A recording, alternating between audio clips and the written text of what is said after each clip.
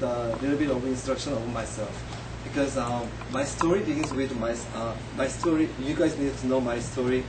You guys need to know myself before the story.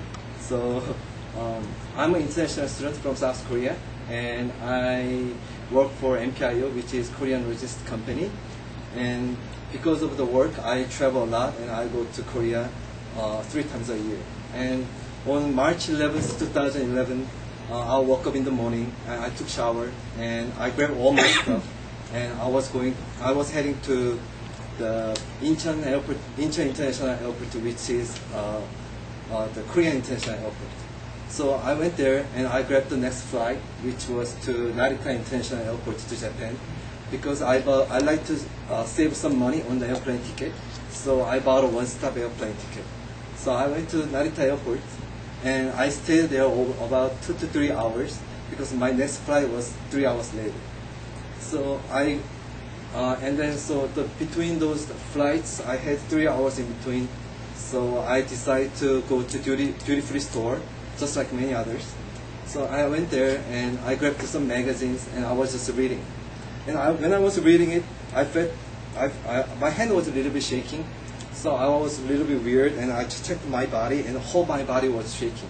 So I was, and I looked around, and whole airport was shaking crazy. And the wall was shaking, and all the merchandise from the store was falling down. And I just stood there, and I just heard all the screams from the airport.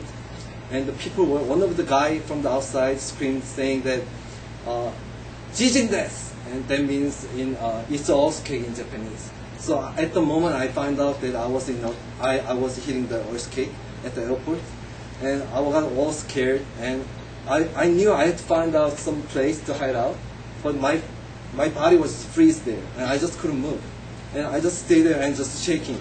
And one of the lady from the store came to me, and she grabbed my arms, and she pulled out me from the store and took me to the airport basement, which is the fallout shelter is. So I went to the shelter, and I stayed there like about 10 hours. The shelter lights was really light, and it was kind of dark. And I found a small place where I can stay.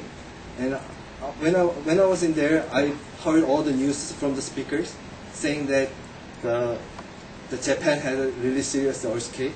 So I thought I was gonna die at the moment. So I'm not sure what I have to do. So I started to pray, and I'm not sure how long I have prayed, but I just prayed, and I asked for the forgiveness what I have done for wrong, and I just prayed. And after like praying 2 to 3 hours, I fell into the sleep. And on the morning, somebody just woke me up, so I just woke up, and he told me that we can just go outside now. The earthquake has been stopped. So we went outside, and I was trying to call my parents, but the thing was I didn't have phone. And at the moment, I realized that I left my bag at the duty-free store, because I was so panicked. So I went back to the duty-free store, and I grabbed my bag, and I found my phone, and I checked the message, and I got all the message from Korean ambassador asking me if I'm alright, or I got in some kind of trouble. So I called them again, and I got all the instruction that how to go back to United States or Korea. They gave me the airplane number, the tickets that can go to United States directly from the Narita airport. But I have to stay 7 hours at Narita airport, and I really didn't want to stay at the Narita airport any longer. So I just asked for the next plane, and they said it's to Busan, Korea. So I grabbed the airplane, and I went back to Busan, Korea. And after when I saw my parents at the airport, I don't know why, but I just cried and cried. And the tears won't stop, and I just cried. And I just told them it was one of my worst days. And all my parents was just like taking care of me and saying good stuff.